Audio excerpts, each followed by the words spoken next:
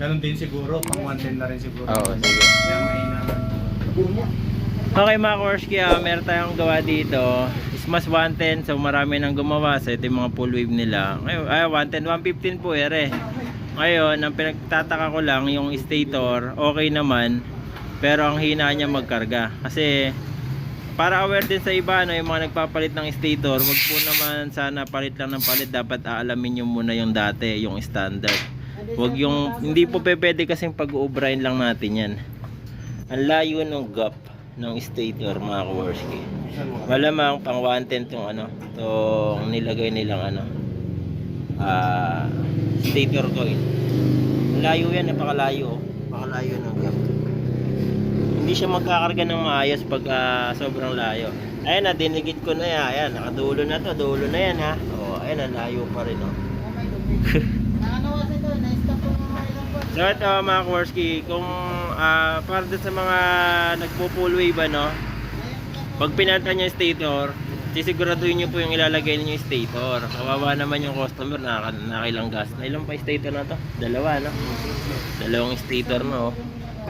Ayan, ngayon maghanap ulit kami ng pang 115 kasi wala akong stock na yan eh. Yung pang 115 talaga ang hanapin ko. Ayun, kung papasok yung pang GD, di try natin. Dadalhin ko na rin yung crankcase para sigurado. Alright. Hindi siguro hindi naman para lokohin eh. Hindi talaga alam. Okay mga Korsky, so ito kasi dati nakalaga ng stator. Ito ngayon yung talagang stator niya. Pang Smash 115. Ayan. Hindi naman may tanso. Solid ngayon yan. So ayan, dapat ganyan ng clearance mga Korsky. Kasi pinagubra lang nila to eh. Hindi pwede yun. Kailangan tama yung kabit nyo. Naka full wave na kasi ito mga Korsky. Ngayon nung pinull wave, syempre ang pagkakala mo pagka full wave, mas malakas na charging system mo. Kahit din ako nagtaka, ba't kahina? Yung pala, hindi umaabot yung magnetic niya. Kasi dapat tong metal na to, maikli lang ang clearance papunta rito sa magnet. Pag kasi sobrang laki ng clearance, ayun, tingnan mo, nakadikit na sa kabila yan. Nakadikit na, pero nakadikit na rito pagdating dito, layo pa rin. Diba? Sobrang layo ng ano. Hindi kagaya na ere, talagang nakadikit na. Yun o, diba? Yun yung clearance. Yan yung sure pull. Diba? So, ngayon, yan na ilalagay natin. So, ipo-full wave ko na rin para sigurado.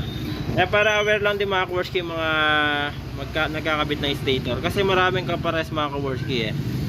Lalo na kung galing sa iba't ibang mekaniko. Kasi yung iba kasi pinag-ubra lang. Kawawa customer mga Korsky pag hindi natin naayos ng tama yan. Okay, sin lang mga Korsky, na-share ko lang. And then baka hindi pa kayo nakapollow, subscribe sa ating channel. Follow, subscribe na po kayo. Sa mga gusto magpagawa ng full wave, PM na lang kayo sa akin. Ang location natin ay Bulacan. Search nyo lang sa Google Map, Korsky Motorcycle Shop o Korsky Motor Shop. Right?